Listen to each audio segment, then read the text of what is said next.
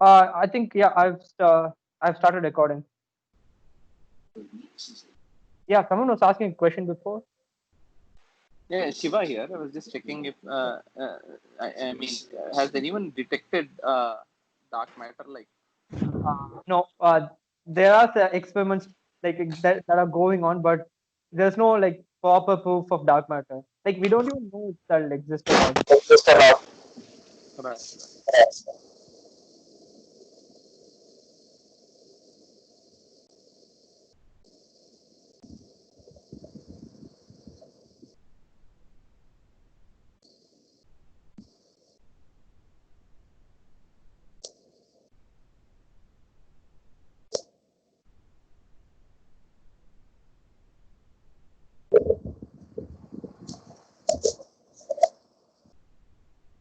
right. We'll just start in a minute. We'll start 9:03.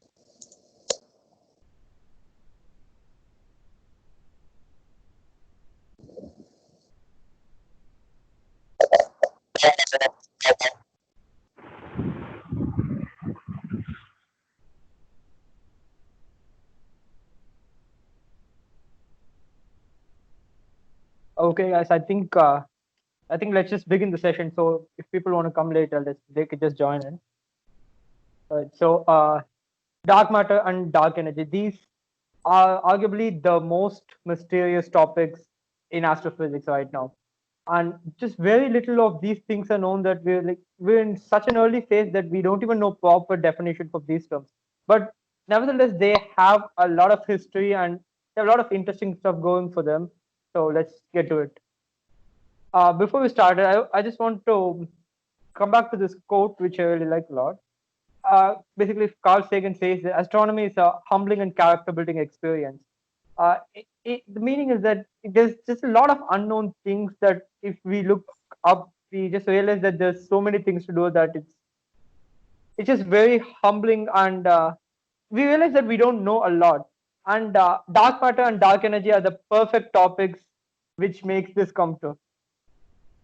Okay, so before we actually talk about dark matter, let's talk about what makes normal matter, right? And you all know everything is made up of atoms and subatomic particles, and the standard stuff: the electrons, protons, neutrons, and other charged particles like photons and neutrinos and stuff like that. Uh, the the current model, which basically encompasses the whole of known matter, is called the Standard Model of Particle Physics. It's basically a framework which explains every real normal particle that we know.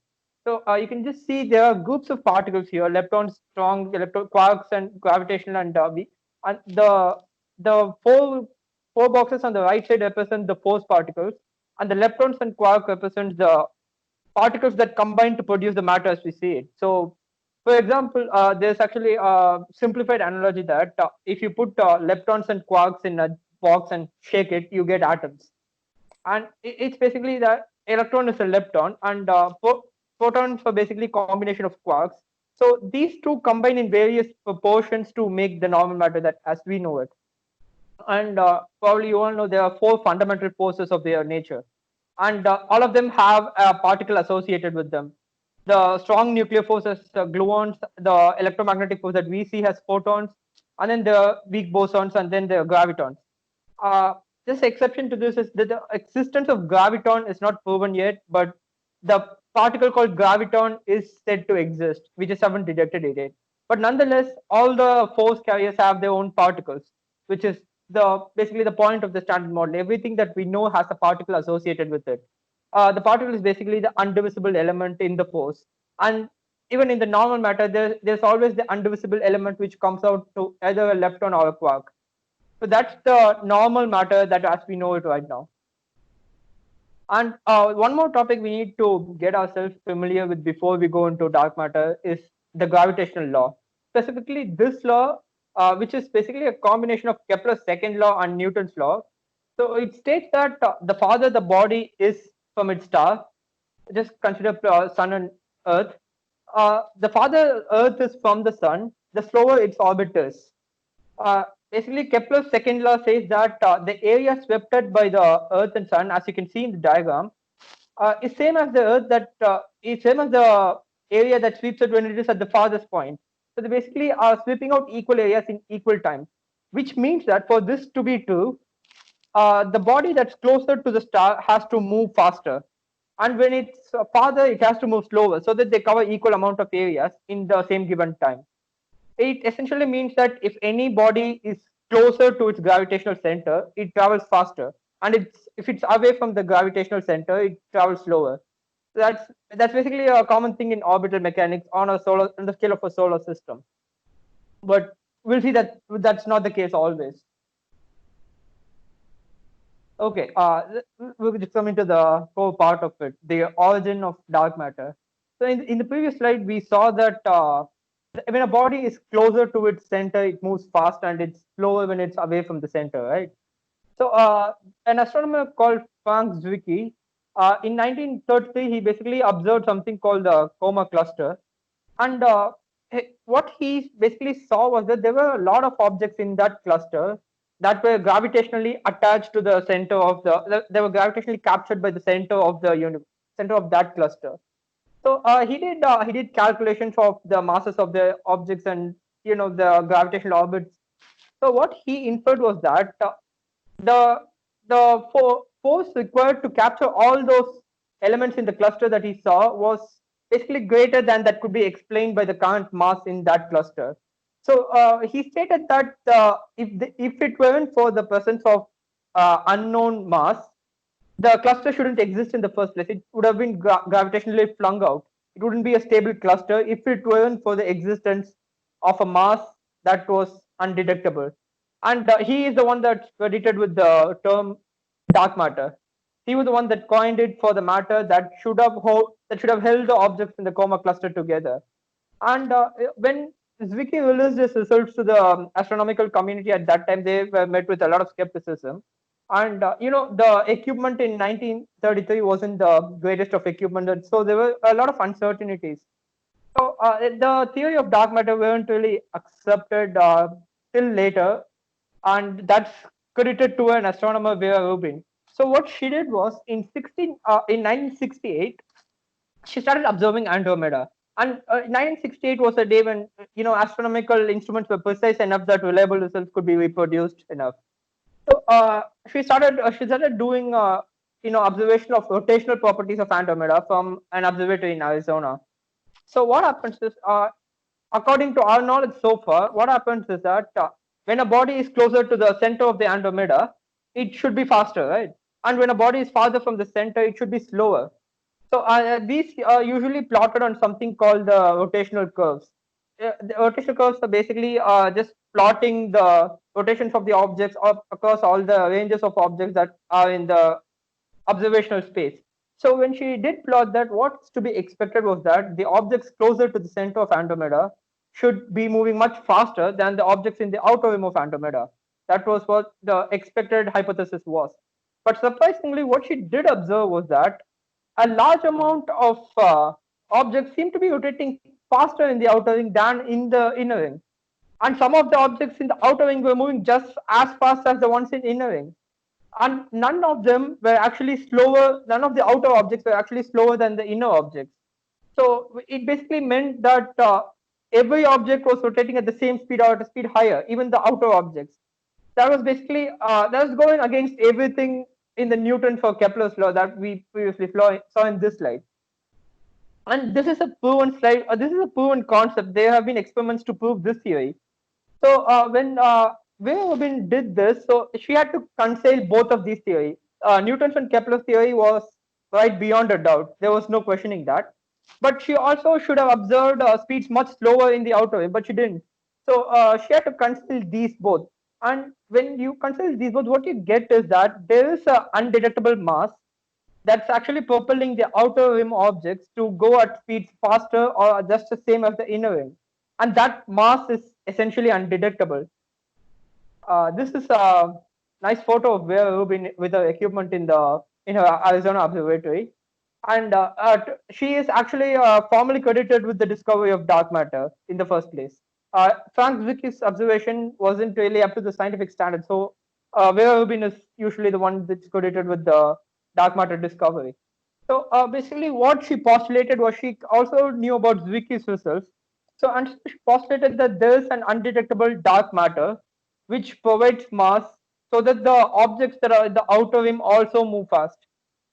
And these also explain the coma cluster that Zwicky has observed. If there was an undetectable mass, the cluster could be held together and they wouldn't be flung apart. And they would also explain the speeds.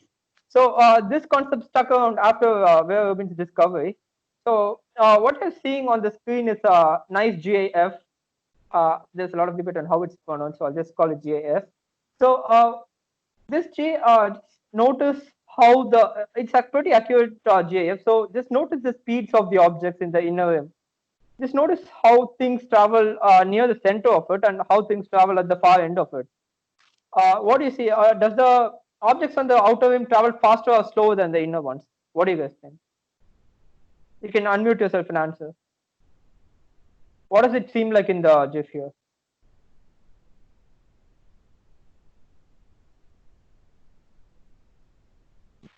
Looks similar, like both. Yeah, actually, some of them are similar, and a majority of them, according to the data, is that they travel faster than the inner ones. So, and we have been just observed the Andromeda, and there were other countless observations that were performed on basically many other clusters, and they all showed the same thing. The outer objects were rotating faster or just the same as the inner ones, and these were also rotated with the clusters of galaxies. Basically every sort of data that's possible. They have been confirmed that there's no discrepancy in the speed according to what is predicted in the Newton's and Kepler's law. So the existence of some matter, which is called the dark matter, was just proven beyond doubt that it exists. At least something called the dark matter exists. We don't know what that is yet. So let's just see what the universe is actually like. When people discover that when astronomers discover that there's some form of mass holding it together, whenever there's a discrepancy, we always have numerical data of how the discrepancy is. And the pie chart you're seeing right now is basically the composition of a universe. And dark matter makes up 27% of the universe. The normal matter makes up only 5% of the universe. And among that 5%, 4% of the entire normal matter is just hydrogen gas. Is gas cloud in the galaxies, gas cloud on the supernovae, and everything else. Just 1% of it is actually what we experience every day. And then dark energy makes up 68% of everything else. We'll see what dark energy is in a bit. But dark matter, 27%, that's huge thing. That's more than 5% of what normal matter is. And this is actually proven data. There's no question to this data. It's basically proven that the number 27 percentage is actually what the composition of dark matter is. And let's just first, before talking about what dark matter is, let's go over the things that we do, that we know aren't dark matter. So first thing, dark matter is not normal matter because it does not interact with electromagnetism. It doesn't show any kind of an electric charge.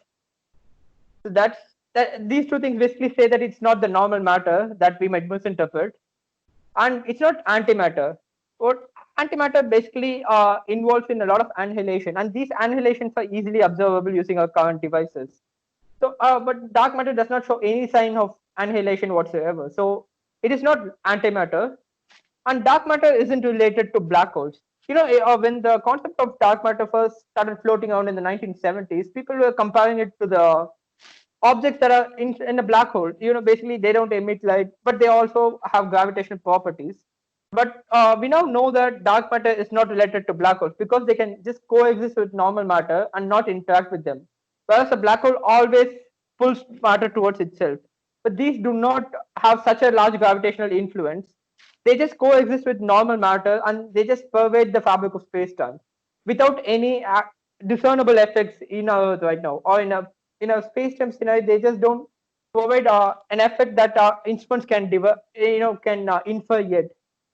So let's now see let's now see the things that we know that are dark matter. Firstly, we know that it has mass because theoretically it needs mass to have a gravitational influence on other things. And then the only force that it interacts with is gravity. And we know it interacts with gravity because it does something called the gravitational lensing. So, if some of you are familiar with gravitational lensing, it's basically the property where a large astronomical body bends light around it. When a light beam is just a single flat beam, when you place it under a huge gravitational influence, the light beam slightly bends, which is measurable. So that's basically gravitational lensing, and dark matter exhibits gravitational lensing. It has been observed that dark matter indeed it lenses gravitational light. And then it has zero charge, meaning it does not interact with any sort of electromagnetism or light for that matter. And then you remember when we talked about the standard model of particle physics in the earlier slide, we said that every force has an associated particle, right? Basically, when a force exists, the particle is what is used to exchange energy with other fields. So whenever a field exists, they always interact with other fields, which are also particles. So these constituent particles are the ones that are actually producing the field and are actually giving energy to it. So naturally, when something like the dark matter exists, it has to have an associated particle with it, according to our knowledge of physics so far. And so far, there are two theorized particles that could be the particles of dark matter. We don't know it yet. But these are two particles that scientists widely believe could be dark matter. And the first one is WIMP, which stands for weakly interacting massive particles, weakly interacting massive particles, and then axions. So these are basically two competing things that claim to be the dark matter. And the thing is, both of these interact with the weak nuclear force. There are four fundamental forces, right? Gravity, electromagnetism, strong nuclear, and weak nuclear force. The strong nuclear force is responsible for keeping the protons and the neutrons together in the nucleus. And then weak nuclear force is the force which by which the atoms decay, by which radioactivity happens, by which uranium decays into energy. Weak, sorry about that. Weak nuclear force is the one that actually is responsible for decay of any subatomic type. And the both of these particles, so dark matter in general, is known to you know interact with the weak nuclear force, and that is the basis in which many of the experiments in the later slides will explain about that. That is the basis for many of the experiments that aim to detect dark matter. So let's go over some nice pictures of dark matter, so we can get a visually good idea of what that is. So this is a simulation of what the dark matter looks like in our universe. The picture on the left is basically large chunks of matter spread across the universe, and the right is a 2D simulation model of how the dark matter network is like. You see in the network, wherever there are nodes, there are large chunks of dark matter spread around. The chunks you see on the left image are basically the ones that are present in the nodes of these network images in the C, on the C, the one that you see on your right.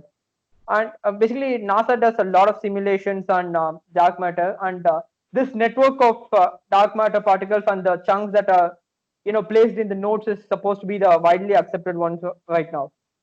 Let's go on to a real picture. This is actually one of the most iconic pictures that led to the acceptance of dark matter. So this is called the bullet cluster, where basically there are two clusters passing through each other. And when two clusters pass through each other, there's no violent collision of any sort. They just pass through each other. But if the clusters have a gas cloud, these gases interact strongly. These gases produce extremely high temperatures that they actually give off X-rays instead of any other spectrum of rays. They're so hot that they actually give out X-rays, these gases that interact within the movement of these clusters. So this gave a chance for astronomers to basically, to get a map of distribution of mass in the cluster when they're colliding. And you can see that the pink is basically the gases which are moving through the clusters, and the blue ones are actually the dark matter. The blue ones, the dark matter have been plotted, the mass of dark matter have been plotted according to the lensing effect. So we basically measure the lensing effect of every possible thing that we could measure beyond them. And then with the brightness of those lensed objects, we actually plot the mass of the dark matter. It's a complicated mathematical process, but we can get a reliable map of it so far. So you can just see the chunks of it. The previous one where you basically in the left image where you saw the chunks of the matter distributed across, you can see two chunks of the dark matter here. The blue ones are basically the chunks of the dark matter. Let's look at another image. This is called the supercluster Abel, and this is also one of the images where that led to the proving that dark matter exists. So these four clusters that are in the sides of the image are basically clusters that contain fully dark matter. So by now it's clear that the dark matter is not uniformly distributed across the universe or anything like that, but it's actually present in random chunks in parts of the universe that we cannot determine where the dark matter will be, but we can observe it. And this is photo of one such observation, where you basically see a whole cluster, a whole chunk of dark matter in a normal cluster.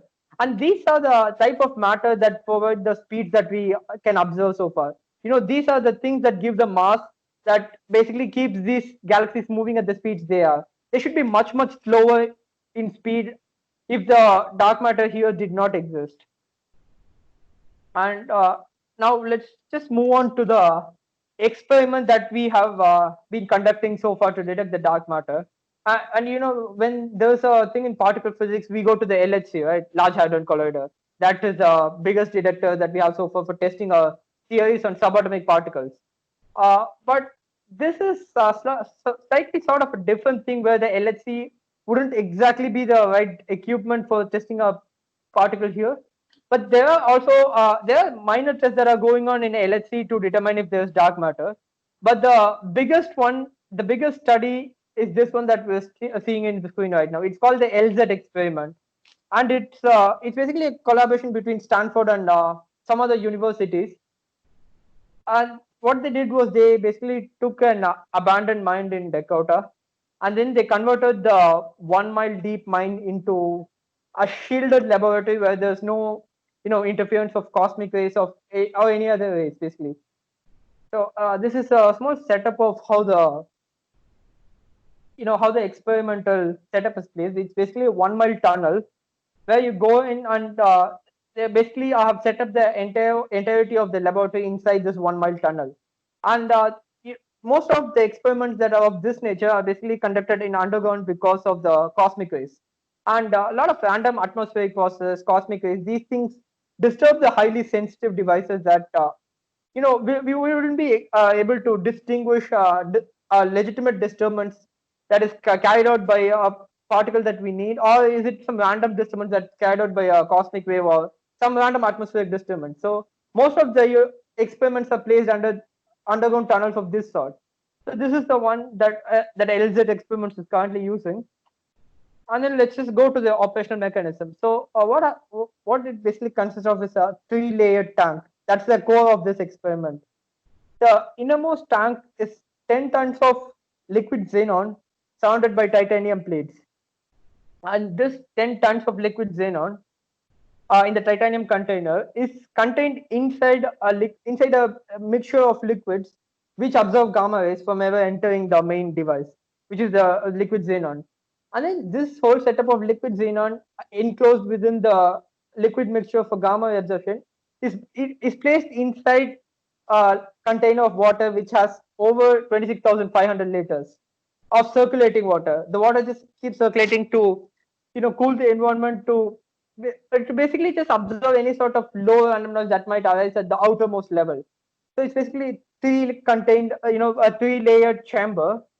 It's basically unimaginable setup. It's so huge that you can basically see how that is. And the whole setup is actually operated at minus 450 Fahrenheit. So that's very, very, very close to absolute zero. And basically, this setup looks for the WIMPs. Before we mentioned, there are two competing particles, WIMPs and axions. WIMP is usually said to be a more detectable particles theoretically. So this whole experimental setup looks at WIMP, weakly interactive massive particles. So what happens is that let's just assume that a WIMP exists, and then if a WIMP passes through the container, what it basically does is it sends out a disturbance in the pure xenon liquid that's there. And whenever there's a disturbance in the xenon liquid, the electrons in the crystal lattice pick it up. These are the crystal lattices that are attached to the chamber. The bottom, you can see the ones in the bottom.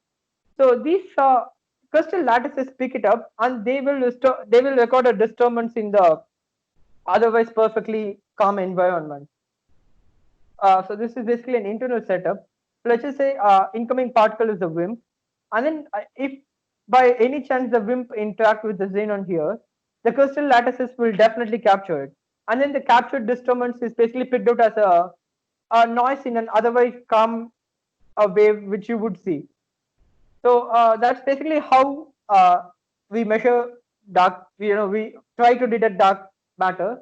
This setup was completed around February 2020, and there are actually a lot of stages in. There are a lot of operational stages. It isn't expected to go at full capacity in the start, so we can probably expect the results of these experiment in maybe 5 to 7 years. So that would be a most conservative timeline.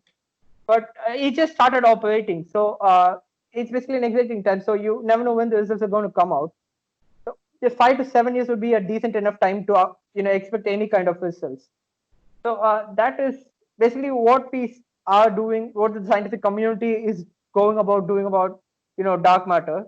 So let's just go on to the a more mysterious thing, which is the dark energy. And we spoke pretty pretty significant detail about dark matter, but isn't really much to talk for dark energy, because most of dark energy we don't know. We don't even know what we don't know about dark energy. So that's currently the state of dark energy research. But nevertheless, let's check it out.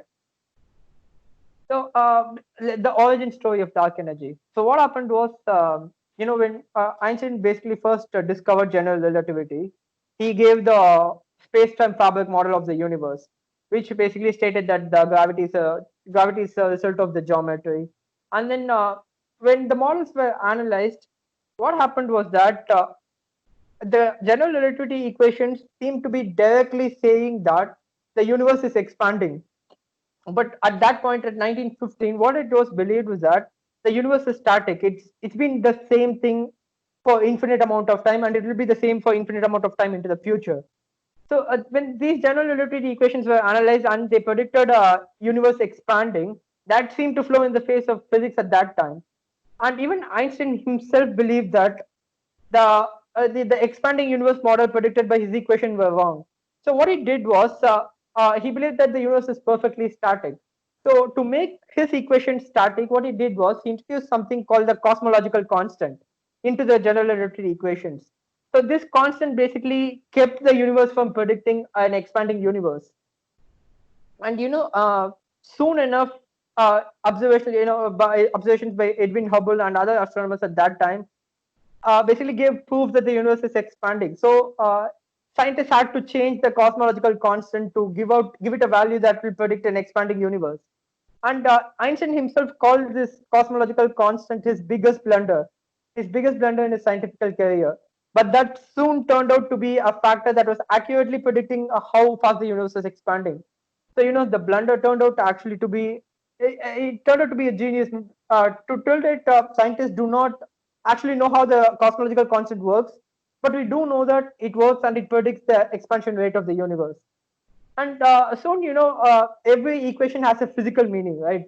So, when there's a gravitational equation, there's a physical meaning to it, that objects are attracted towards one another.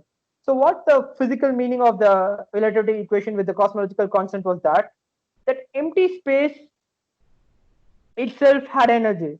When space expands itself, there is an energy that is actually causing that expansion. And this energy was not an external energy that was acted upon in the space there. The energy is part of the space-time itself. It's kind of preposterous to imagine itself, but it's not an energy in the conventional term, where there is a cause for it, where you know how that energy is produced. But this is an energy that is created within space-time and stays within the space-time fabric. It's not an external energy. It's not caused by anything, but rather an energy that is created in the space itself. And when we all know that the universe is expanding, right? So what happens is that as space expands, more and more of this energy is created. So basically, as soon as there is a new space created during the space expansion, the more of dark energy is produced, because more empty space, more is the dark energy that is contained with it. So basically, this actually violates our law of conservation, which states that energy can neither be created nor be destroyed. So dark energy is something that does not fit into this conventional definition of energy, meaning that it is created all the time. It is created as we speak right now. As as much as the universe is expanding, dark energy is being created. So let's go about how the observational study took place about it. So what happened was that there are a specific type of supernovas called type 1a supernovas. So these type 1a supernovas means that if a star of white dwarf, if a white dwarf star exists, white dwarfs are basically just smaller stars than red dwarfs. So if a white dwarf star basically explodes, it forms a supernova called the type 1a supernova. Many scientists actually observe the type 1a supernova specifically because everything about the type 1a can be predicted. The luminosity, the redshift, and consequently the distance, everything can be predicted accurately. So basically, a lot of scientists, even till they use type 1a supernovas for their observational standards. And in 1990s, what happened was two teams were actually observing the same type 1a supernovae to determine how fast the universe are moving apart. They basically do it by observing the redshift. So redshift basically means that when an object is moving farther away and emitting light, the wavelength of the light emitted will actually be smaller than the wavelength we receive here, meaning that the wavelength that we receive will be an elongated version of the source wavelength. So, and scientists can actually predict this redshift as well. And this redshift actually gives us the distance between it, the rate of expansion, and every other thing that can be derived out of it. And when scientists measured the redshift of this particular type 1 supernova, what they actually found was that the distance between them was increasing. But till the 1990s, what it believed was that when there is a large enough gravitational force attraction, the expansion of universe would actually slow down. You know, the the force of expansion is counteracted by gravity, which brings it together. So there's a constant, balance between the force that brings it together and the space that expands. And we had a lot of measured rates that were supposedly to be true when you observe these sort of supernovae. But the scientists actually observed the opposite of what was imagined to be true, and that was that they were accelerating farther away when they were supposed to be decelerating. And this was actually a major surprise at that time because when two things that have such a large gravitational attraction that they were supposed to be coming together were being flung out, like, and not just flung out at a constant rate, they were being acceleratingly moving out. And thus, these two type 1a supernova measurements were also confirmed by other independent studies later on. So they basically said that an energy exists that that acts as a negative gravity. So when gravity tries to bring over, this mysterious energy source counteracts that gravity and basically pushes them far apart. So, and before this we had dark matter, right? That dark matter was the concept that was struck on since 1960s. And so when new energy came about, and we didn't know what to name them, so we just called it dark energy. So let's move on to the properties, the very little properties of dark energy that we know of. The first thing, it does not match with quantum fluctuation. So in the last sessions, we spoke about what quantum fluctuations was. So they basically random collisions occurring with matter and antimatter in an empty space. In a perfectly vacuum space, there are particle antimatter pairs that annihilate each other all the time. So they basically produce a very small amount of energy, but that's non-zero. And these are just seemingly random across all empty spaces. So any vacuum is never zero. There are basically quantum fluctuation energies in it. And this dark energy does not match the energy values of those quantum fluctuations. And the best way that we know of to understand dark energy is to visualize it as repulsive gravity. And we don't know, still don't know the underlying mechanism of gravity, right? We actually haven't discovered gravitons yet. So for all reasons, gravity is a force which particle is yet to be proven. So dark energy is very much similar to it, except that it's basically the reverse of gravity. It pushes things apart. And this dark energy, which is, let's just assume it is reverse gravity, seems to be a part of the space itself. Gravity is also a part of the space-time fabric itself, according to the relativity equation. And this thing also seems to be following a similar nature, where it's actually the very part of space-time fabric which pushes things apart, which which is basically negative gravity or repulsive gravity. And this is the only property that we know for sure about dark energy. We don't know anything about its numerical values or its nature or its constituent particle. We don't know anything, but the only thing that we know for sure is that it is a negative gravity of sort. Its effects counter gravity. This is the only thing that we actually know about dark energy. And then one of the major consequences of dark energy is that it actively accelerates expansion of the universe. You know, previous, before 1990s, they thought there could be two kinds of future to the universe. One thing is where the universe is currently expanding, but the mass in the universe becomes so great that the universe expansion will stop, and then the gravity will bring together everything closer and closer until we form a singularity again. That was called the Big Crunch. And then there was this second one called the Big Rip, which basically means that the universe is just expanding forever and forever till we get to an absolute zero. And this was actually two of the possibilities before 1990s. But after we've observed dark energy, we know that this is zero chance that the acceleration can stop anytime. The rate at which the dark energy is produced by the expansion of space is just so much that there can never be a scenario where the universe of expansion starts. And then moreover, the expansion is just accelerating. The speed of acceleration will just get faster and faster over time. So and then one of the interesting consequences of this expansion itself is that the visible universe just shrinks and shrinks. So currently our visible universe is about it's around 45 billion light years. So that's as far as how we can see. Do not confuse it with the age of the universe, which is 13.7 billion years. But this is the visible horizon, which is basically a distance, and that's 45 billion light years. And this 45 billion light years is going to shrink and shrink because the universe expands and expands. The amount of clusters or any source that we can observe shrinks and shrinks because every single object is basically going away from each other, right? So the amount of things that we can observe from our fixed position basically decreases over time. So at one point, we just we wouldn't be able to look anywhere apart from our galaxy. So that is basically it's an important consequence of dark energy. Everything will be totally isolated. Everything when the space becomes infinite, everything is detached from each other forever. And you know, before I said that dark matter is, dark energy is basically a form of energy that we know is energy, but we actually have no idea if it's some sort of exotic nature that space-time has, or uh, we just know that there's some sort of repulsive gravity. That's basically what the scientific community today knows about gravitational, the reverse gravitational, which is also called the dark energy. These are three other possibilities that scientists seem to be thinking that could actually be, an alter version of dark energy. The first one is topological defects in the fabric of space-time. So let's go back to this picture. Uh, yeah, here you basically see the dark matter distributed in chunks, right?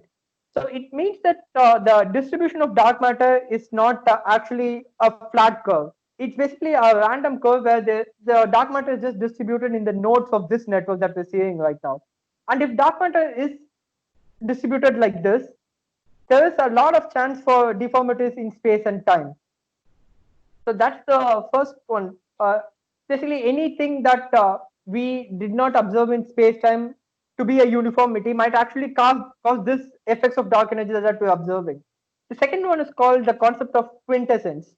So, if you all have some kind of past knowledge, so what happens is that the universe was thought to be filled with a fluid called ether, and this ether was supposedly all around the universe. That's what kept the gravity going. And I think in 1940s, uh, earlier than that, there were experiments designed that proven that there was no ether and the universe was indeed empty space.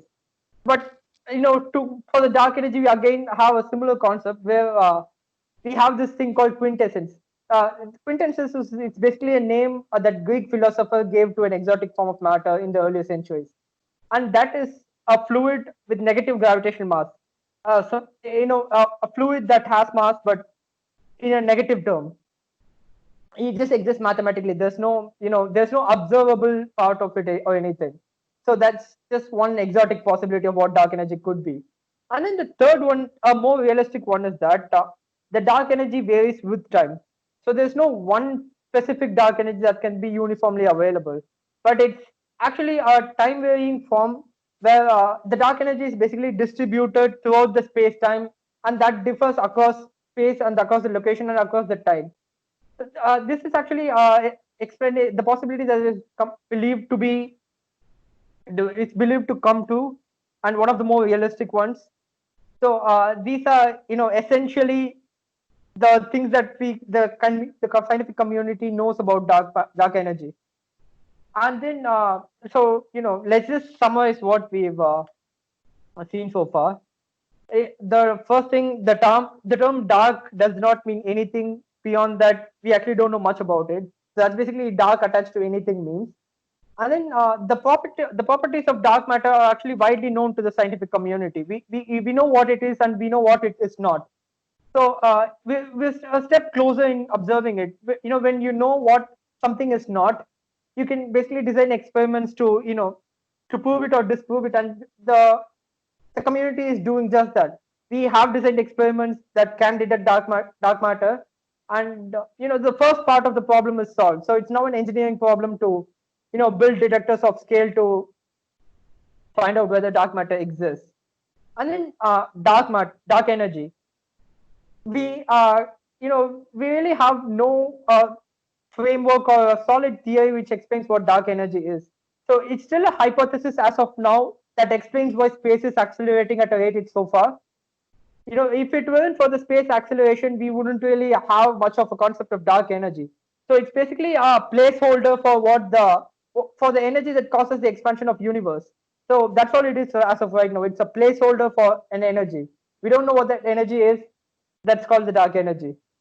And you know, whether we prove or disprove dark matter or dark energy, uh, whenever we get a conclusive result that it's correct or not correct, it's going to fundamentally change the way we look at it. If it is correct, it means that the standard model of particle physics is true, and then the dark energy will actually transform our ways of space travel. There will be engineering attempts to utilize and harness this dark energy. And then if it isn't true, it basically means that every physics theory that we've formulated so far of gravity is not true. We will need a completely new framework. So these two possibilities are equally exciting, and we'll have to wait to find out which possibility comes right.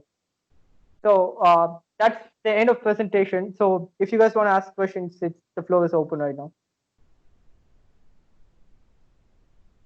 I saw a question in the chat. Well, hi, hello. Hare Krishna, right? Yeah, Hare Krishna. Yeah. Yeah, I heard all the things you told about the dark energy and dark matter. I'm quite actually interested in the name itself when it was coined by the scientist. I don't know who is his name. I can't remember. Sorry. But yeah. But I have a possible theory that actually is debated by the scientists all over the world. Okay. That actually the Big Bang quite happened inside a black hole. Do you support that or back that with any existing proof or studies that have been conducted?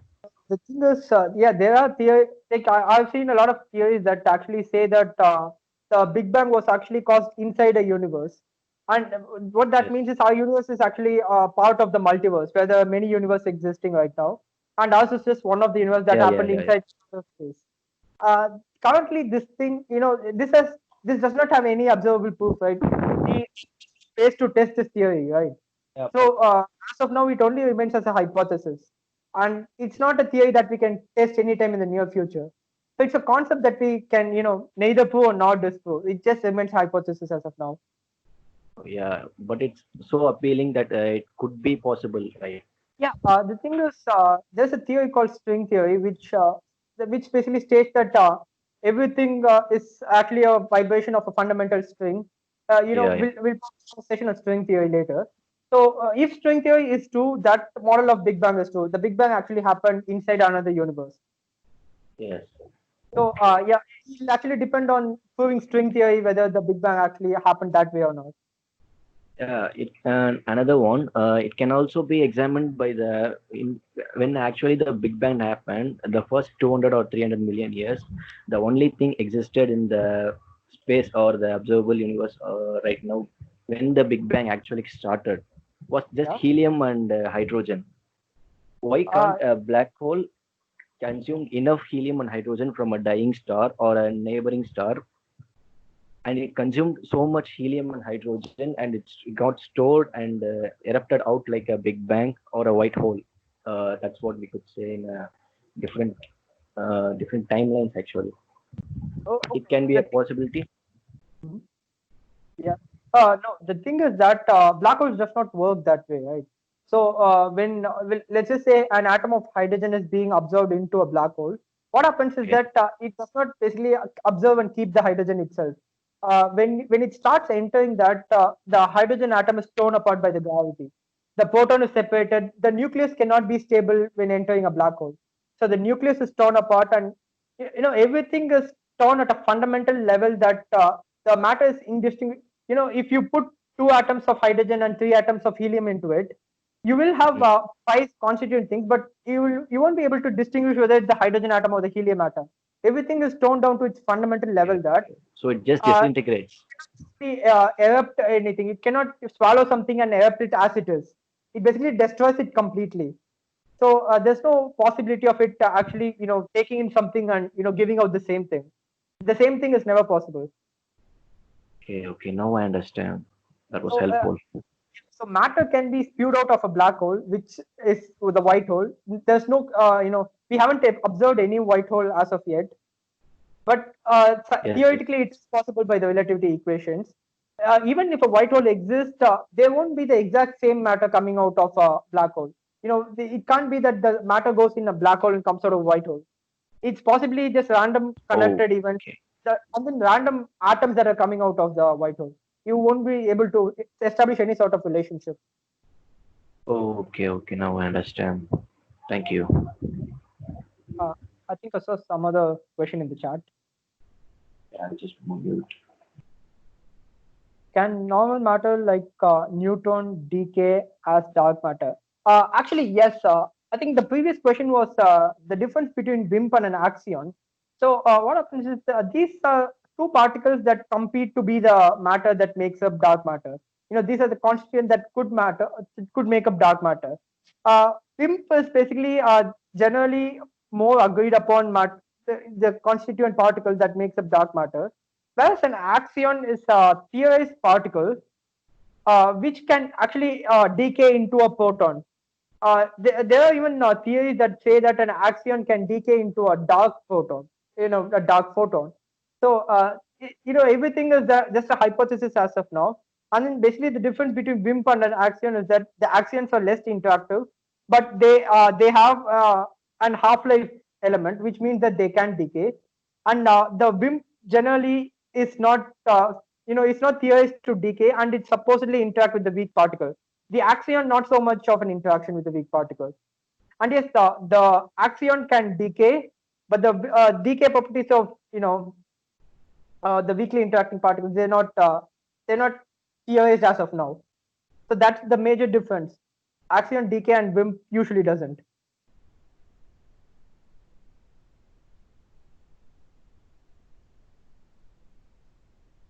Anything else you guys want to ask about? Kisan, Yeah. Advid asked when you said that the universe is expanding. So his question was that then Andromeda and Milky Way not gonna collapse. Oh, okay. So what happens is that, let me give you a nice analogy for that. So let's just we all been to stairways, right? The automatic stairways. So when we step on it, we basically just get carried along to it to the top, and then we step on a stairway that's going down. Step on it and we actually come down. So what happens is that when you step on a stairway from the bottom that is actually coming down, when you climb fast enough, what happens is that you eventually reach the top, right? Despite of the stairway going down. when you climb it fast enough, you actually reach the top, right?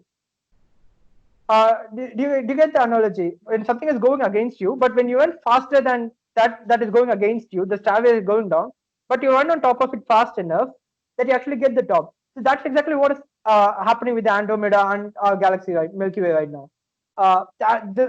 These both galaxies are coming together faster than the space between them is expanding. So eventually these collapse and move across each other. So that's the case that is happening with Andromeda and Milky Way. Thanks, Krishna. Thanks. You get the analogy, right? Hopefully it was clear. Yeah, got it.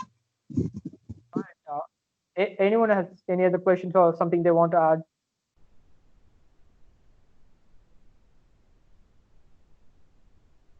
So, okay, so I guess let's just wrap up the session. Thank you all guys for attending, and it's a good time talking to you guys about this stuff. So we'll meet in a later session.